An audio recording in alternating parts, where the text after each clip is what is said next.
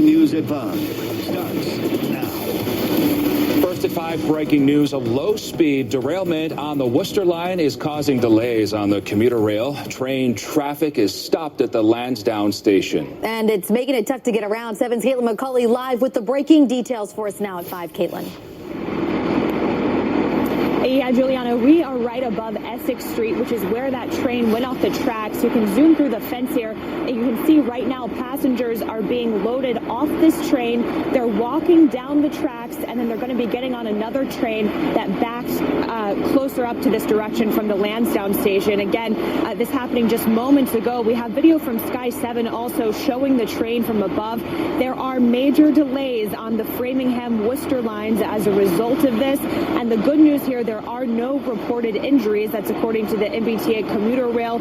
They say this is a low-speed upright derailment. It looks like this train is just slightly off the tracks here.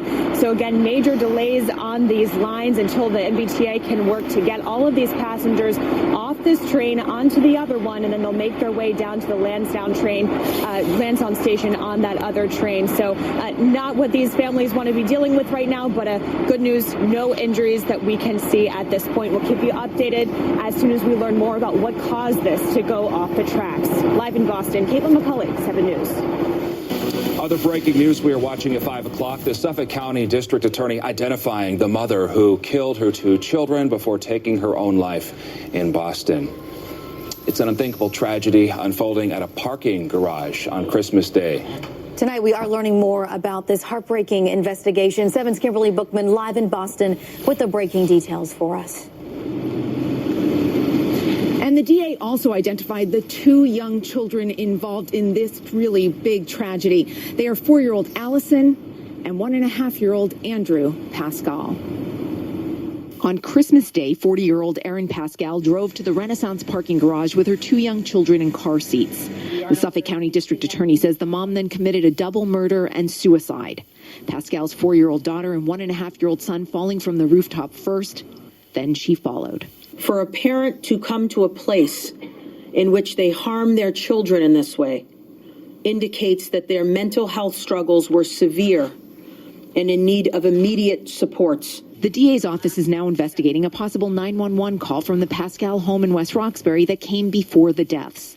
You can hear police discussing the call. Caller took the 2 kids. She's possibly suicidal. I just know they were a young family. I had seen the kids probably playing outside a few times. Seth Tenenbaum lives around the corner from the family and says he knew of no problems there. The DA says investigators are still searching the family's car, the mom's cell phone, and looking at surveillance video, trying to piece this puzzle together. Yesterday, the unspeakable happened, and now we are all struggling to make sense of the circumstances surrounding these deaths. At the scene, a bouquet of flowers is left, and a man stops below the tree where branches were broken when the 3 fell and says a prayer. This is something that, basically God, higher power, told me to do. And again, the DA wants to stress that there is help for anyone who is struggling with mental health issues. If you would like those resources, head over to our website at WHDH.com. Reporting live from Boston, Kimberly Bookman, 7 News. And this is not the first time there's been a tragedy at this parking garage. Investigators well aware of its history. 7's Alex DePrado continues our Team 7 coverage live in Boston tonight. Alex. Well, this garage here in Boston has been the scene of 5 deaths since May, and now Northeastern University, who owns this parking garage, is making changes. The university says it is restricting access to both pedestrians and cars to the top 2 floors of the Renaissance garage until a permanent solution is implemented. In addition, Northeastern says there will be 24-hour security in place to monitor the garage. In May, 22-year-old Alexander Uturla jumped from the garage on the morning of his graduation from Boston College. His girlfriend has been charged with involuntary manslaughter for allegedly pressuring him to commit suicide. And there was also another suicide from this garage on December 9th. This horrible situation highlights the invisible struggles many members of our community confront and the devastation that can result. For a parent to come to a place in which they harm their children in this way indicates that their mental health struggles were severe and in need of immediate supports.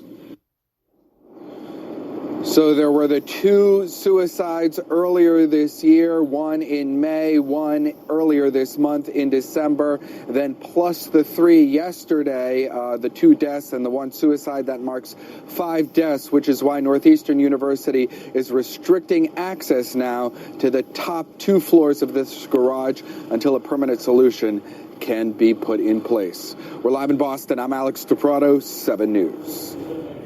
And stay with the news station for the latest on this breaking story. We'll have all the developments on air and online at WHDH.com and on any of our 7 News mobile and tablet apps. We also have included resources that officials are providing for anyone struggling and in need of help. New at 5 o'clock, police are looking for a woman who stole 2 Canada Goose coats from a store in Danvers. It happened around 10:30 this morning, and the store owner and an employee jumped in to stop the suspect. You're looking at surveillance video here, obviously. We're told the lady was trying to grab more than a dozen coats. Police are asking anyone with any information to give them a call. 7 News now turning to your forecast as travelers heading home after the holidays. You're looking live on the Mass Pike in Boston, and things are moving, which is good. It's also calm and quiet in the weather department. The question, though, how long are we going to be in the clear for? Meteorologist Josh Worcester here with a check on that forecast. Jeff. Yeah, Christmas travel this whole week has been great, and that will continue for most of us tomorrow. If you're traveling north into northern New England, might be a little bit of a dicey situation, not terrible. Much bigger system on the way to start off next week. High temperatures today, much more typical for late December. No more 50s and upper 40s.